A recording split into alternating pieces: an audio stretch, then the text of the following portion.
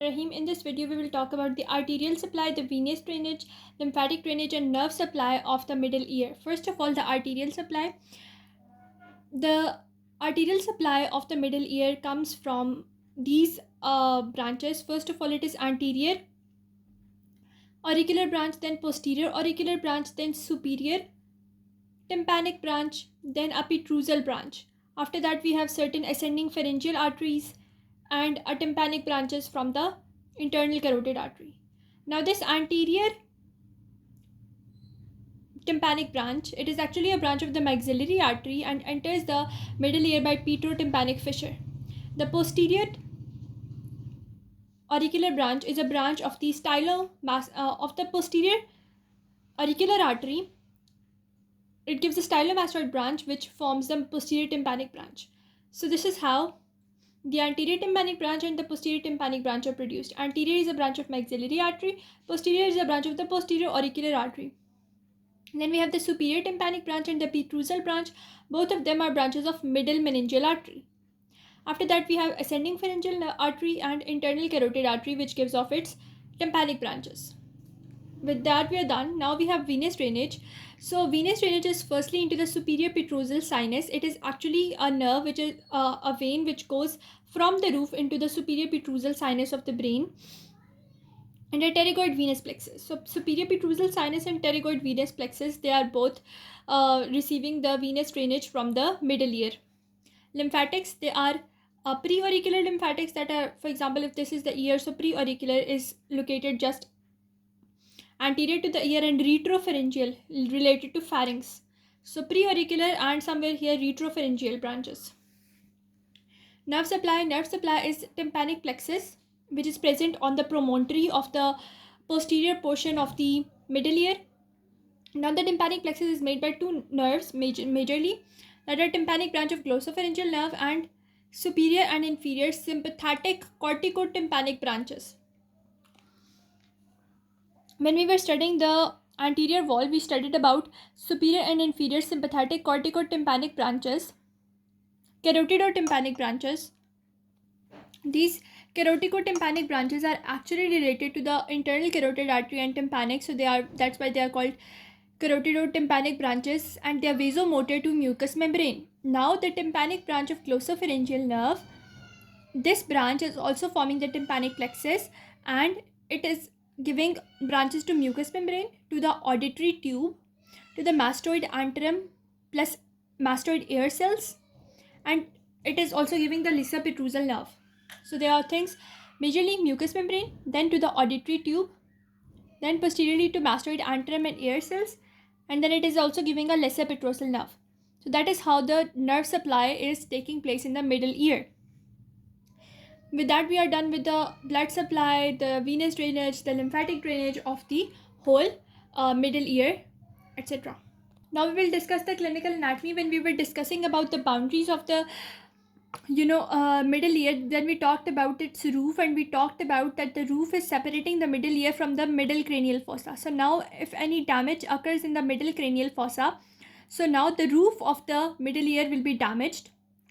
Along with that, the tympanic membrane that is located on the external ear side, it will also be damaged, it will be ruptured, and there will be the discharge of the CSF from the middle cranial fossa, and the tympanic membrane is also damaged, so it will leak from the middle cranial fossa into the middle ear, from here through the tympanic membrane region into the external ear, and then there will be discharge of the CSF. As we were discussing the anterior wall or anterior boundary, I told you that on the anterior wall, the middle portion is related to the auditory tube. So when that portion of the auditory tube, the throat infections commonly spread to the middle ear through the auditory tube. So through this auditory tube, the throat infections from the throat are going to enter the middle ear, and they will cause otitis media, and the pus from middle ear, it will take on the following courses that we will discuss over here. So as we discussed earlier, that if there is some infection or some dripping of something in the middle ear and the tympanic membrane is damaged, so the thing will drip down into the external ear. So that is the case over here, that I told you that via the auditory tube, the throat infection is going to spread into middle ear, and if the tympanic membrane is ruptured, that infection will also spread to the external ear and the auditory tube. It may erode the roof and spread upwards, causing meningitis and brain abscess. Now, if the roof is damaged and the infection spreads to like the middle cranial fossa, it is going to damage the meninges and it will call meningitis and brain abscess, that is pus inside the brain. Now, before we discussed how it will damage the roof and it will spread into the meninges region, now if it damages the floor region, so it will now spread into the internal jugular vein or to the sigmoid sinus.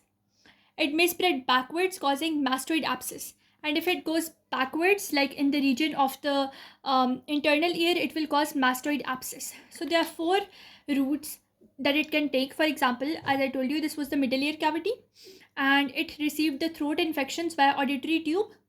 Now the infection is in the middle ear cavity. If it damages the roof, it will cause meningitis. If it damages the tympanic membrane region, it will spread into the external ear. If it damages the posterior wall, it will cause the mastoid abscess. And if it damages the floor, it will damage the internal jugular vein and the sigmoid sinus. That is how the spread takes place of the infection in the middle ear, that is coming to it via the throat through the auditory tube. Now the chronic otitis media and associated with it the mastoid abscess, they will both cause the persistent discharge of the pus from the ear, and otitis media, it is more common in children than in adults. Now they are saying that due to common cold, one secondary thing that can happen is blockage of the eustachian tube or the auditory tube. Due to blockage of that eustachian or auditory tube, there will be pain in the ear which will become aggravated or intensified when you are swallowing because of the blockage of the tube. And if you want to get rid of that pain, you are going to take in decongestant drops that are given via your nose, which help to open the ostium and prevent the eustachian cataract.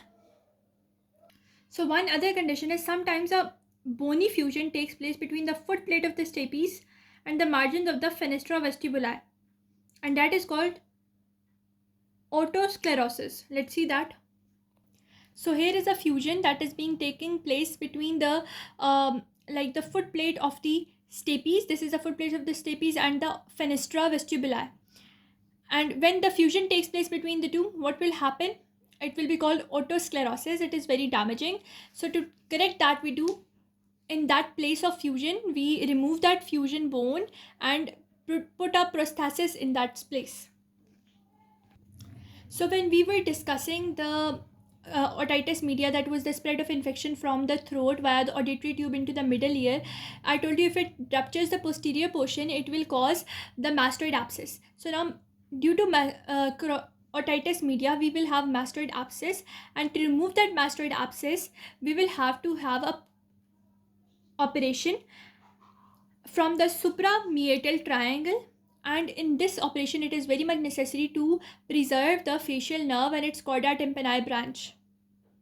Now in this diagram you can see this is the mastoid process and this is the facial nerve between the middle ear and the mastoid process. So if you want to remove the pus from this mastoid process, it is very much important to preserve the facial nerve, because damage to facial nerve will cause all type of Horner syndrome and you won't be able to move your facial muscles. Now they are saying that any infection of the mastoid antrum and the ear cells, it has three routes of damage or spread. One is it will go to the temporal lobe of the cerebrum. As you know, this is your cerebrum, and cerebrum has a lot of lobes. One lobe of the cerebrum is this frontal lobe, then in the middle parietal lobe, posteriorly occipital lobe, and inferiorly we have this temporal lobe. So in the temporal lobe of the cerebrum, the infection from mastoid antrum and ear cell can go. Similarly, they can go into the cerebellum, and then they can go into the sigmoid sinus. So any damage to the mastoid antrum and its ear cells, it can spread to temporal lobe of the cerebrum, the cerebellum, and the sigmoid sinus. And the ear on the infected side, you can displace it laterally and it can be appreciated from the back. We also have a disease condition which is called hyperacusis, means high voice, that you are receiving a normal voice but that voice is amplified to a large amount in your ear, that the voice gets distorted and gets too high in volume. Why this voice gets distorted and too high in volume? Due to the damage of stapedius muscle, the movements of stapes are dampened, and due to this dampening movement there will be voices getting distorted and getting too high in volume, which will be called as hyperacusis. So with that, we are done with all the arterial supply, the venous drainage, the lymphatic drainage, the nerve supply, and the clinical anatomy related to the middle ear. I hope you understood each and everything. We'll meet you in the inner ear video, inshallah.